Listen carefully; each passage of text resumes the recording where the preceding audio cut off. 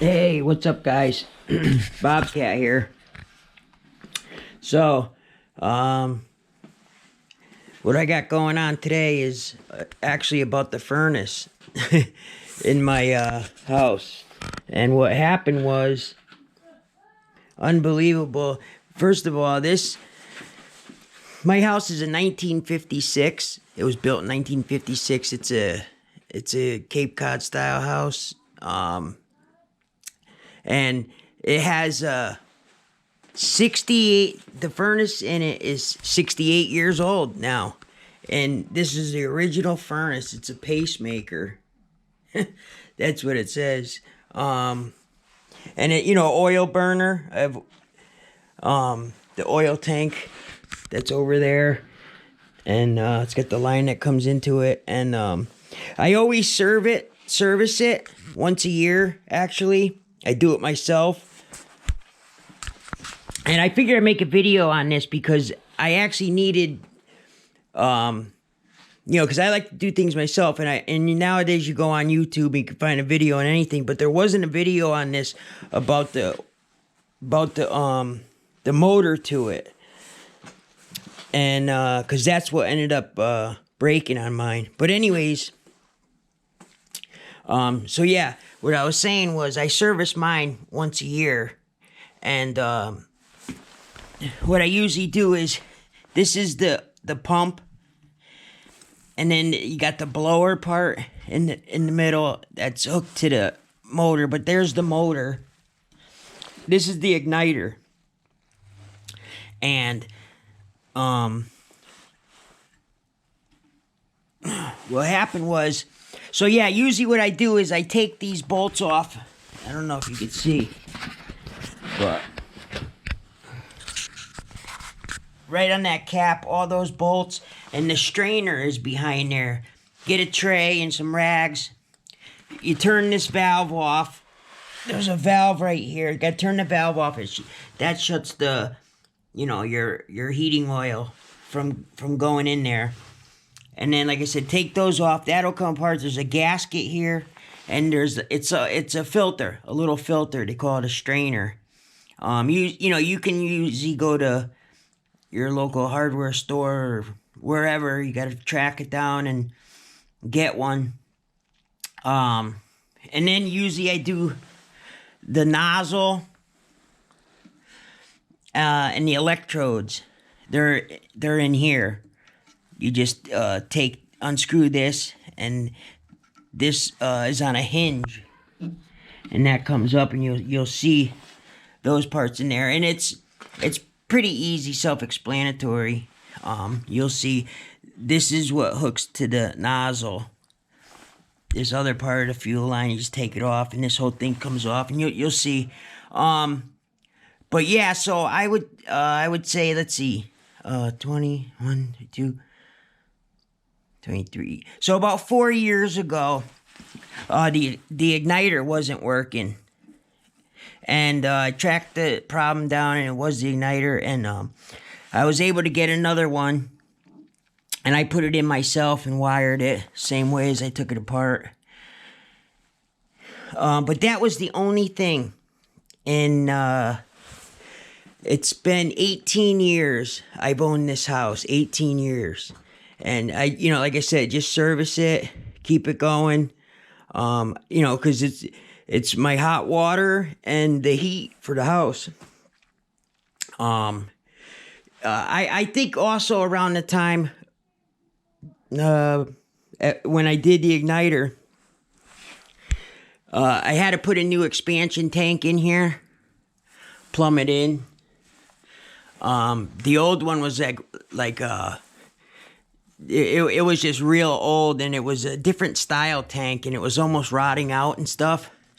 But anyways, put all that on. It's been working great. But all of a sudden, the motor wasn't clicking on, and I tested it and tracked everything down, and yeah, it wasn't kicking on. And what it ended up being, see, there's two wires that go in here, and this here actually was always hanging here for all those years. But everything is, secure in there, and wrapped up good. And but from going back and forth,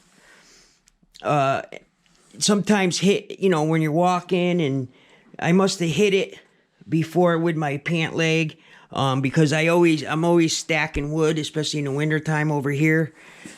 And then the vibrations from the motor over the last 68 years, the vibrations and stuff. What ended up happening is one of these wires that it hooks, it connects on the inside. There was like 3 different little posts with nuts, and the wires go on them. And one of them actually, over the years of just, like I said, time and vibrations and just getting worn out, it came loose in there, and that actually came out, and I'll show you in a second. It wasn't making contact, and I think what ended up happening is my pant leg finally caught it, and that was enough to really put an end to it, and the wire came out of here.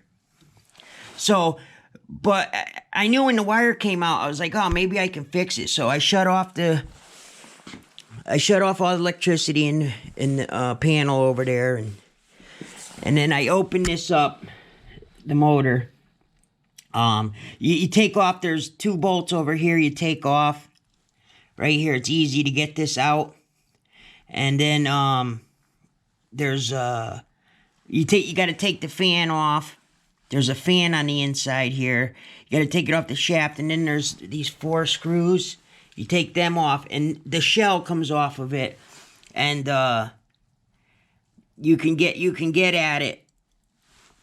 But what I didn't realize is, I guess that's how you learn. To get at where the wire's hooked to, you didn't have to take the all the 4 bolts out and take it totally apart.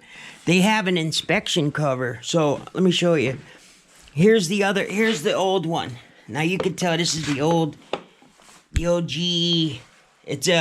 So this is the motor, and minus the fan. There's a little fan that goes on it. But it's a 8th horse, 1725 RPM, 115 volt. You have to get the same one, this and that. But here's the inspection cover, little cover. So there's the posts I was talking about. 1, 2, and the 3rd one is over to the left there. You can see the hole. It broke out. Here it is. So this is the nuts are still stuck on it. Well, this thing was just wobbling in there, and here's the wire. So I'm like, oh shit. I was like, I probably can't fix that without totally taking it apart. So I took it apart. But to get it apart, there's the 4 long bolts and nuts that go in here. You got to get that fan off. And they didn't have a good video because it's pretty simple. All these style oil burners, they might have different size motors, more RPM, more horsepower, but they're all the same as far as the style fan going on it. So I couldn't find how do you get the fan off this shaft, and I ended up finding it. My new one's in there, so I don't have it on here, obviously, but the shaft here, it's actually has a flat edge on one side, and when the fan's on it, if you look through the little hub on the fan in the middle, there's actually a set screw. It's an Allen head. So there's an Allen head, and the fans, there's space between the fan, and you could stick the Allen head wrench through and get on the set screw. So you take the set screw out, obviously, and it comes off.